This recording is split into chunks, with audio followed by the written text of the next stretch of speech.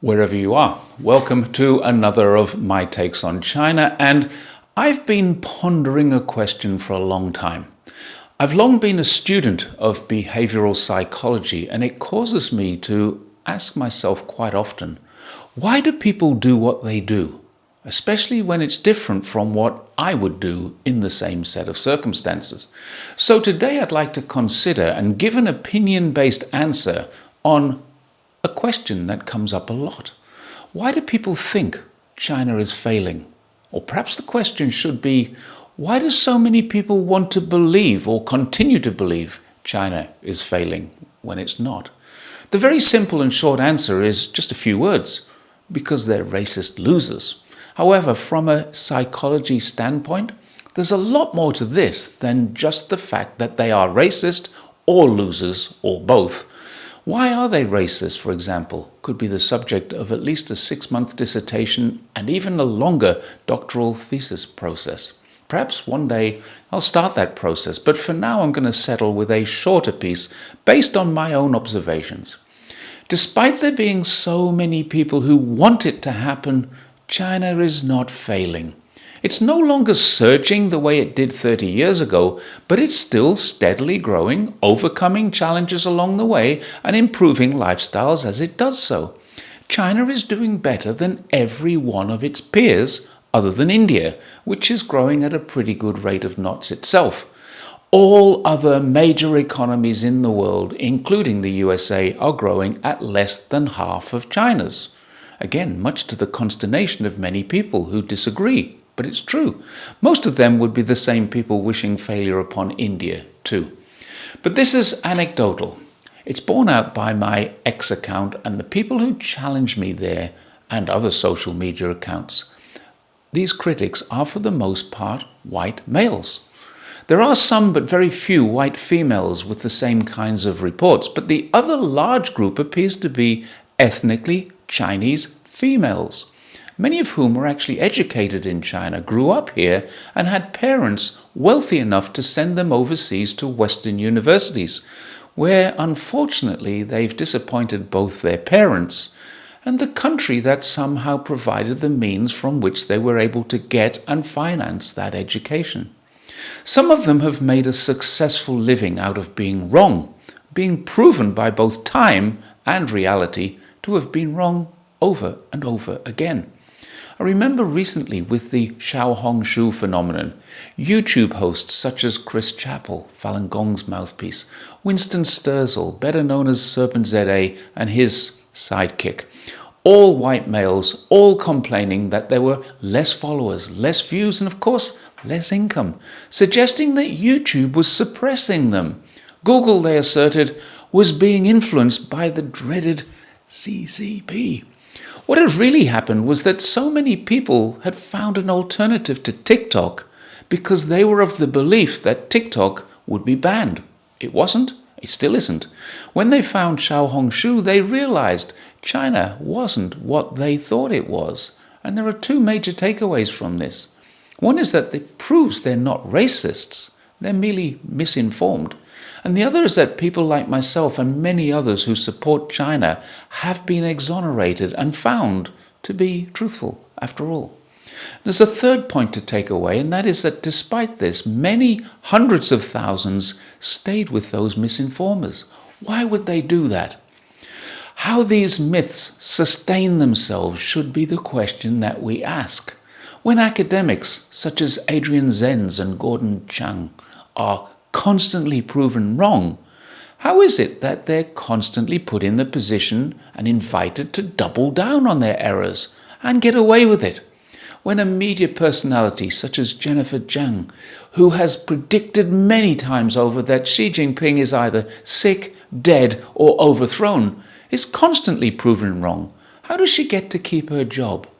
When social media personalities such as YouTubers Serpent ZA and his not-so-intelligent sidekick Lawai86 keep lying about why they really left China, in fact they keep lying about actually being in China when they're living in California and have been for 10 years, how do people keep following them and believe a single word they say? China Uncensored has 2.13 million followers and 100,000 views are not uncommon. Some videos receive 250,000 views. Serpent ZA has 1.5 million subscribers and used to get 3 to 5 million views a video. He now seems to get a few 100,000. Clearly, it's getting harder to support the lies. But there are still literally hundreds of thousands of people willing to watch this racist diatribe. And that in itself should be a worry.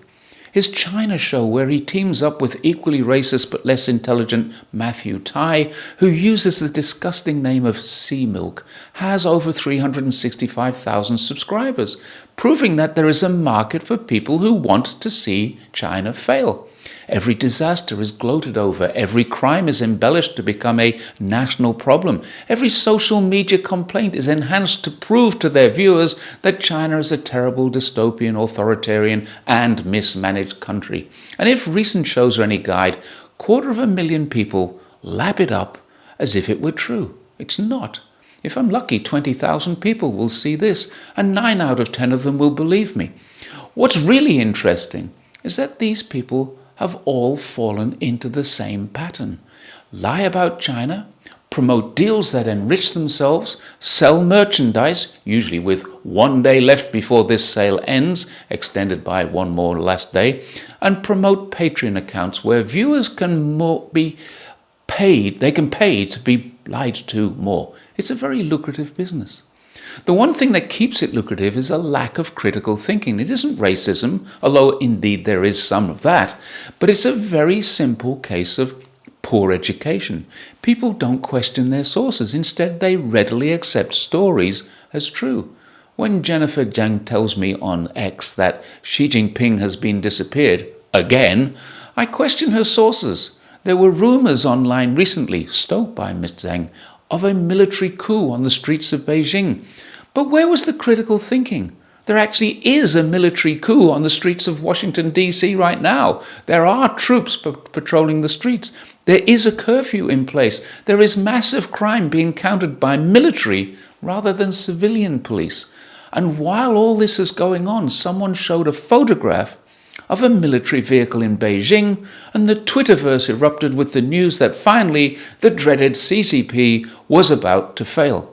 Well, Xi Jinping is still performing his duties normally.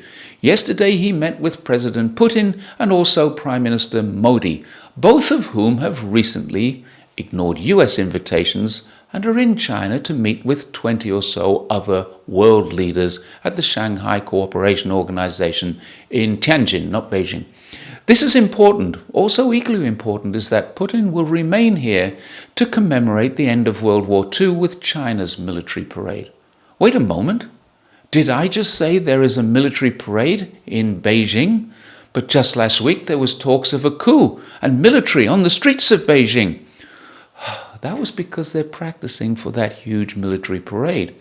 A moment of reflection, a modicum of critical thinking would have told anyone this in just a second. But Jennifer's followers, Falun Gong's believers, and the China show's moronic followers with their wishful thinking didn't quite link those two things. Here's what's really strange though. Next week, there will be more lies. There will be more stories. There will be more allegations and accusations, and next week, a few 100,000 devoted but ill-informed, lowly educated, anti-China trolls will be out there again looking for their fix on China bad, China collapse, China unsafe stories. It's in fact a drug. They need it to survive. The reality is that China can be seen, either by visiting and traveling through it, or by digitally visiting any time on Xiaohongshu or Douyin. When people do that, they see China has a growing income, improving lifestyle, affordable education and healthcare, as well as increasing life expectancy. All this is too much for the average person in a collapsing economy to comprehend, so they deny that it's even possible without considering the fact that the people they're seeing are actually speaking to them on 5G. They're using the latest technology to do so. They have an infrastructure and a subculture that doesn't exist in an impoverished or failing nation. And yet the deniers keep on denying. They need to be misinformed because to know the truth for some of them would be far too depressing.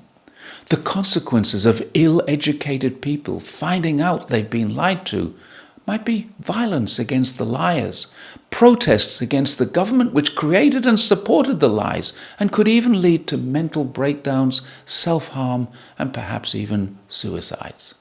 That is why they keep believing.